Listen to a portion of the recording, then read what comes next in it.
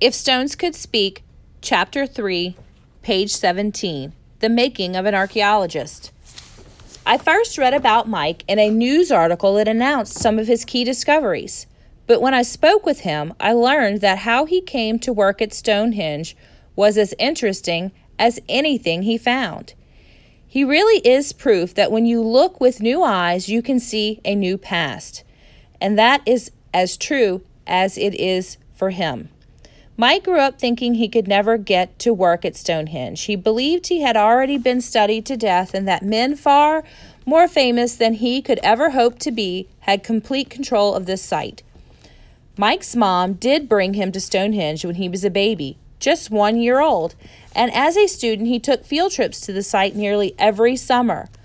But that is not why he set out to become an archaeologist. Instead, when he was a child growing up in Dover, in southwest England, workers who were laying a pipe near his home discovered an ancient burial site with human bones in it. Mike was fascinated. What was the story behind those bones? And how could someone figure it out? He wanted to be the kind of scientist who dug up relics like that and made sense of them. When Mike reached high school, his teachers told him to be sensible. There are no jobs in archaeology, they warned. But Mike was determined to follow the career that he had dreamed of ever since he was 4 years old. Whenever he had free time during his vacations, he found a way to use on archaeology sites. Soon he was helping out one dig after another in Britain.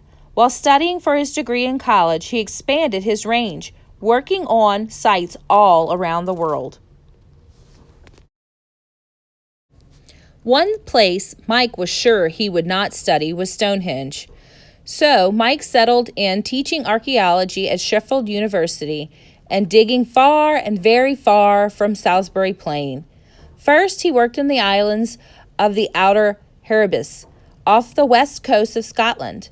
Then Mike and his wife Karen, who is an archaeologist, spent years doing research on an island of Madagascar, which is just off the coast of Africa in the Indian Ocean. That is where Mike's Stonehenge story really begins.